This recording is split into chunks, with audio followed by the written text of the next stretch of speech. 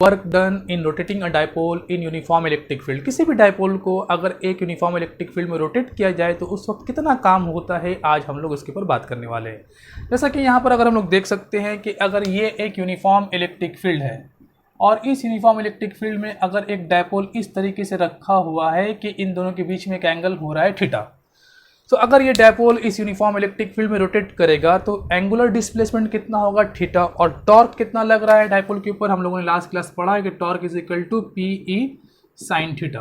तो टॉर्क भी है और डिस्प्लेसमेंट भी है। डिस्प्लेसमेंट कितना ले रहे हैं हम लोग थीटा, तो कुछ ना कुछ वर्क डन होगा। वो वर्क डन कितना होगा और कैसे कैलकुलेट करेंगे, आज हम लोग उसी के ऊपर बात करने वाले हैं। तो सबसे पहले हम लोग मान लेते हैं कि ए बी एक डायपोल है जो एक यूनिफॉर्म इलेक्ट्रिक फील्ड में रखा गया है। कुछ इस तरीके से रखा हुआ है कि डायपोल और इलेक्ट्रिक फील्ड के बीच में एंगल क्या है, थीटा है। अब वो डायपोल थीटा एंगल मूव कर रहा है, तो work done in rotating dipole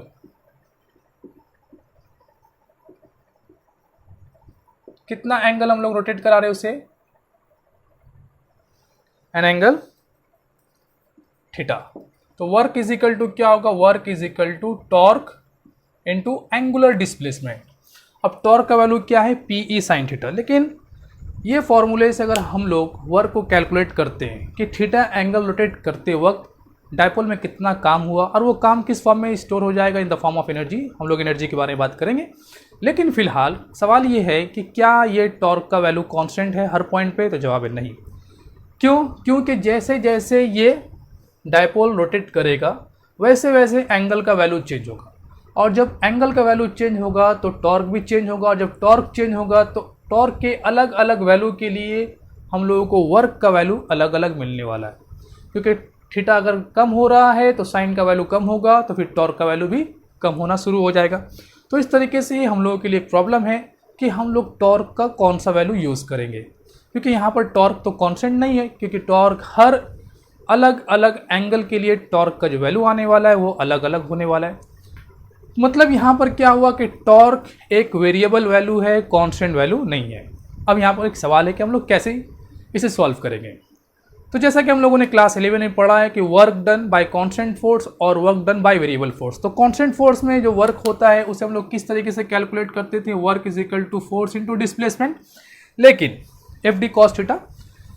अब अगर वर्क फोर्स वेरिएबल हो तो उस वक्त वर्क कैलकुलेट करने के लिए हम लोग क्लास 11 में पढ़ा है फोर्स इनटू स्मॉल डिस्प्लेसमेंट।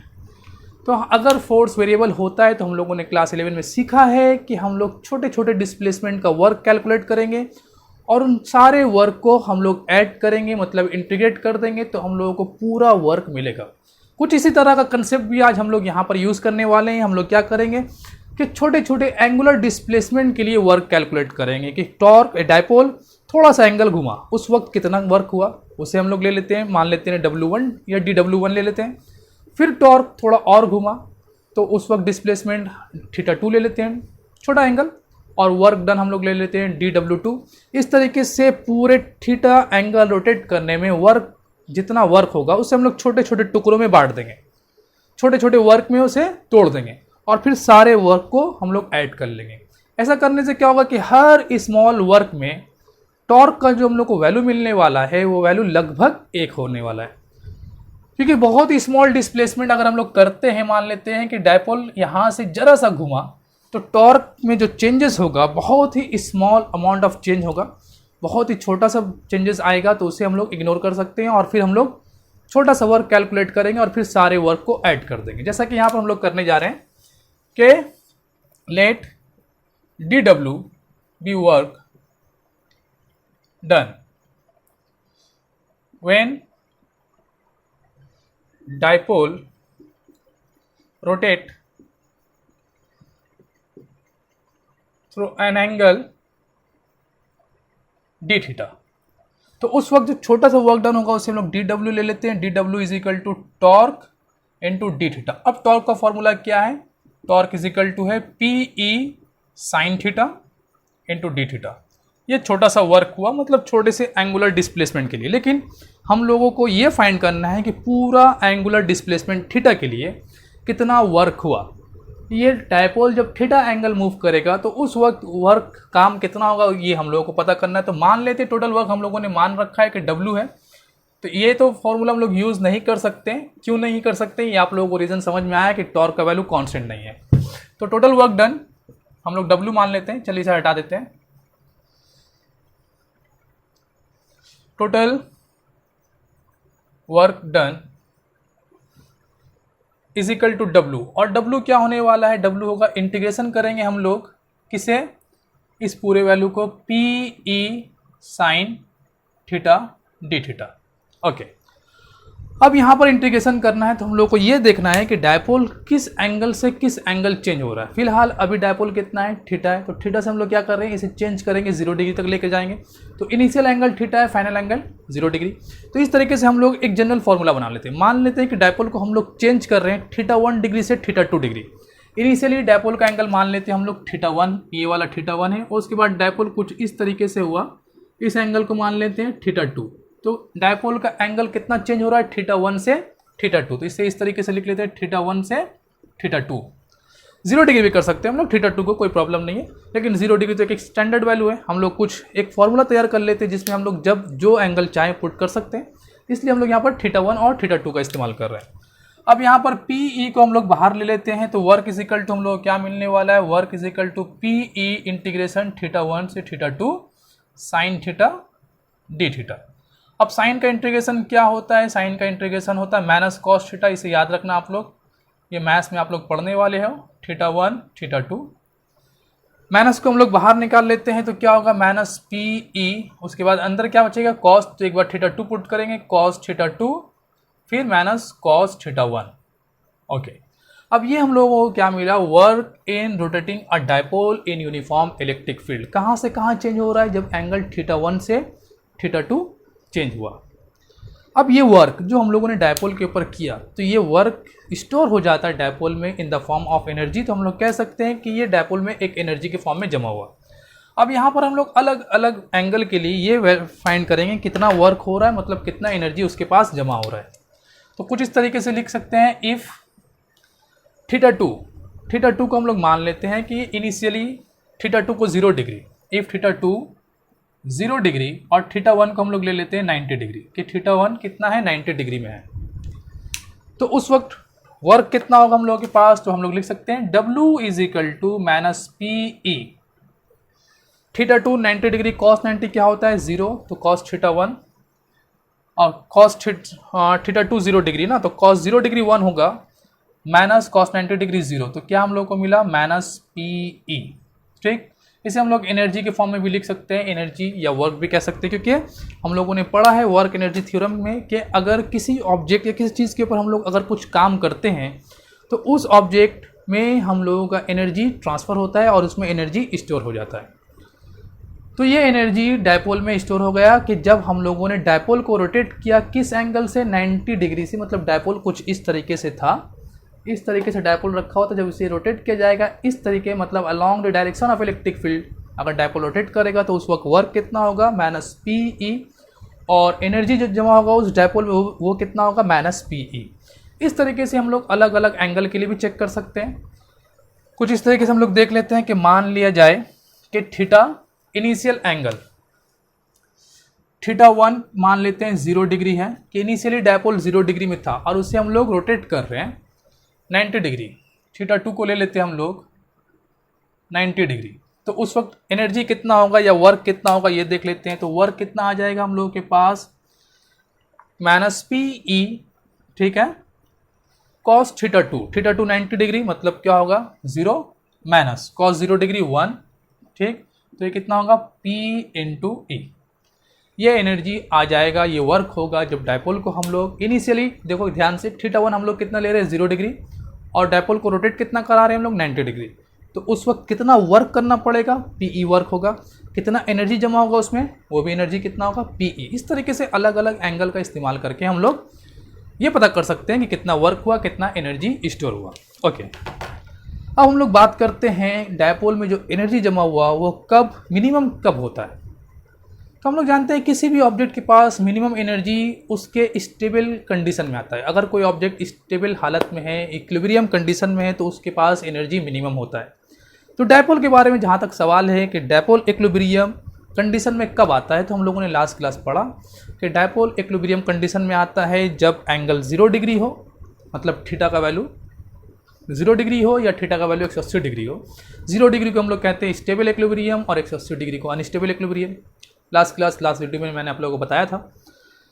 अब यहाँ पर है कि अगर वो इक्विलिब्रियम हालत में है तो उस वक्त उसके पास जो एनर्जी है वो एनर्जी मिनिमम है, और अगर मिनिमम है तो वो एनर्जी कितना है, क्या वो एनर्जी 0 है या कुछ और है, हम लोग इसके बारे में अब बात करने वाले हैं। तो हम लोग बात करते हैं एनर्जी इन डायपोल। तो ये एनर्जी कैसे आ रहा है, फिर से समझ लो। ये एनर्जी जब हम लोग डायपोल के ऊपर कुछ काम कर रहे हैं, डायपोल को रोटेट कर रहे हैं या डायपोल रोटेट हो रहा है, उस वक्त डायपोल में एनर्जी जो गेन हो रहा है वो ये सवाल है। लेकिन जब डायपोल इक्विलिब्रियम हालत में है, स्टेबल कंडीशन में है, उस वक्त उसके पास एनर्जी क्या होगा, तो जवाब मिनिमम होगा। मिनिमम एनर्जी कितना होगा, इसके बारे में हम लोग चर्चा करने वाले हैं। तो चलो देखते हैं उसे। बिल्कुल हम लोग यहीं से करेंगे पूरा काम। जैसे कि मान लेते हैं कि अगर एक डायपोल 90 डिग्री में खड़ा है, तो उस वक्त उसके पास, मतलब इनिशियल एंगल हम लोग लेते हैं 90 डिग्री और फाइनल एंगल 0 डिग्री लिया, ठीक है। लेकिन अब हम लोग कर रहे हैं, यहीं से हम लोग पता करेंगे कि डायपोल के पास इक्विलिब्रियम कंडीशन में एनर्जी कितना होने वाला है। If θ1 is equal to 90 degree, initially dipole कितना था, 90 डिग्री में था, जैसे यहाँ पे लिया। फिर कर लेते हैं θ2 को हम लोग थीटा, तो उस वक्त वर्क का फॉर्मूला क्या आएगा, वर्क आएगा माइनस PE, कहाँ गया, cos θ2 को हम लोग क्या लिखेंगे, cos थीटा माइनस cos 90 0, तो हम लोग को क्या मिलेगा, माइनस PE cos थीटा, और इसे हम लोग डॉट प्रोडक्ट में लिख सकते हैं P डॉट E, क्योंकि cos थीटा है। तो वर्क क्या है, एक स्केलर क्वांटिटी है और एनर्जी भी स्केलर क्वांटिटी होता है। तो work is equal to P dot E या PE cos थीटा भी हम लोग लिख सकते हैं। ओके, अब इस थीटा को अगर हम लोग 0 डिग्री कर लेते हैं, क्योंकि हम लोग जानते हैं कि एक डायपोल स्टेबल इक्विलिब्रियम में कब होता है, जब एंगल डायपोल के बीच में और इलेक्ट्रिक फील्ड के बीच में एंगल जब 0 डिग्री होता है, तो उस वक्त डायपोल के पास, डायपोल इक्विलिब्रियम कंडीशन में होता है और वो भी स्टेबल इक्विलिब्रियम होता है। तो वही सिचुएशन, वही स्टेज हम लोग डायपोल का सोचते हैं कि डायपोल, अभी ऐसा सोचते हैं कि dipole along the direction of electric field है, तो उस वक्त उसके पास एनर्जी मिनिमम है, क्योंकि कोई भी ऑब्जेक्ट जब स्टेबल कंडीशन में होता है तो उसके पास एनर्जी मिनिमम होता है। लेकिन कितना, जैसे कि अगर मान लेते हैं कि अर्थ के सरफेस पे कोई ऑब्जेक्ट है, तो वो एक स्टेबल कंडीशन में है, लेकिन उसके पास एनर्जी 0 है, तो जवाब है 0 नहीं है, क्योंकि उसके ऊपर फोर्स लग रहा है। तो जब किसी ऑब्जेक्ट के ऊपर कुछ फोर्स लगता है और वो इक्विलिब्रियम कंडीशन में हो, लेकिन उसके ऊपर फोर्स भी लग रहा है, तो उस वक्त उसके ऊपर एनर्जी 0 नहीं हो सकता।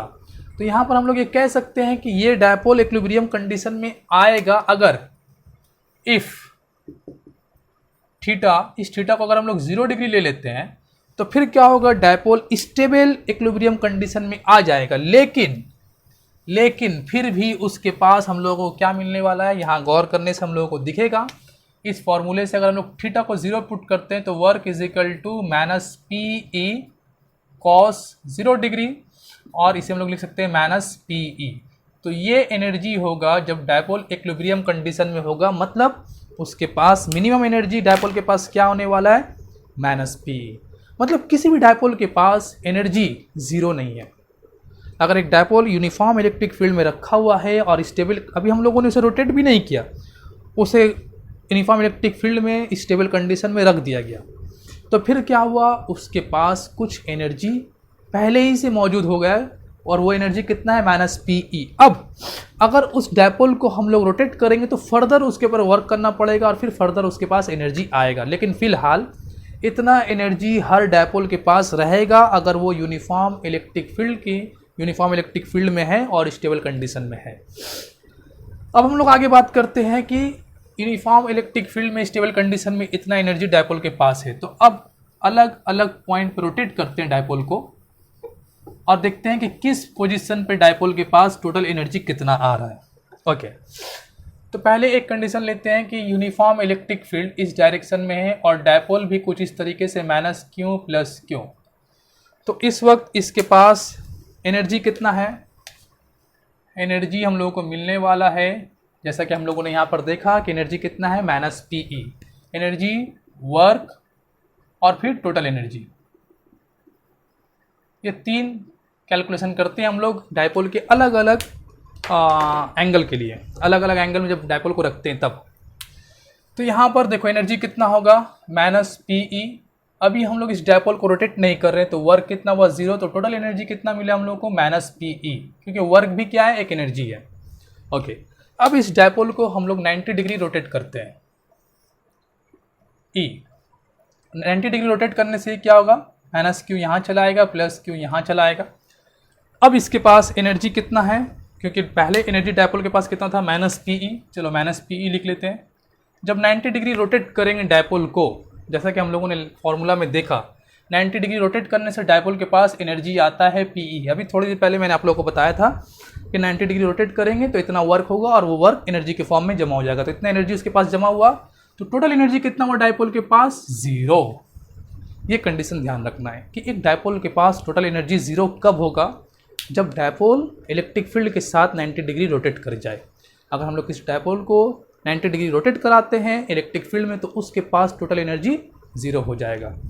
फिर फर्दर हम लोग कैलकुलेट कर सकते हैं, अगर डायपोल को कुछ ऑपोजिट टू इलेक्ट्रिक फील्ड रख देते हैं, इलेक्ट्रिक फील्ड इस तरीके से, और डायपोल को यहाँ रख लेते हैं, प्लस क्यू यहाँ और माइनस क्यू यहाँ, तो इनिशियली टोटल एनर्जी इसके पास कितना था माइनस पीई। उसके बाद हम लोगों ने क्या किया, इस डायपोल को रोटेट किया कितना डिग्री 180 डिग्री, तो 180 डिग्री फॉर्मूले में हम लोग यूज़ करेंगे cos θ2 माइनस cos θ1, वहाँ θ1 को 0 पुट कर लेंगे, θ2 को 180 पुट कर लेंगे। जैसे कि मैंने अभी आप लोगों को बताया था, work is equal to minus PE cos θ2 minus cos θ1। अब अगर θ1 को हम लोग इनिशियली 0 डिग्री लेते हैं और फाइनली इसको 180, θ2 को 180 डिग्री, तो cos 180 माइनस 1, cos θ1 0 डिग्री मतलब 1, तो ये कितना हुआ माइनस 2 मतलब 2PE। तो वर्क कितना हुआ 2PE, और टोटल एनर्जी इसके पास कितना हुआ फिर से P इंटू ई। इसके बाद फिर हम लोग और 90 डिग्री रोटेट करा सकते हैं और उस वक्त भी हम लोग एनर्जी कैलकुलेट कर सकते हैं। तो ये अलग अलग सिचुएशन में हम लोग ये फाइंड कर सकते हैं कि एक डायपोल किस पोजीशन पे अपने अंदर कितना एनर्जी रखता है। मैं उम्मीद करता हूँ कि ये कंसेप्ट आप लोगों को समझ में आया हो। तो energy in dipole, work done in rotating a dipole. Next class हम लोग कुछ नए कंसेप्ट को पढ़ेंगे। ये सारी बातें आप लोग अच्छे से नोट कर लेना, और जिसे मैंने मिटाया थोड़ी देर पहले work in rotating a dipole, उसे भी नोट कर लेना। ठीक है, तो आज का क्लास हम लोग यहीं पर ऑफ करते हैं।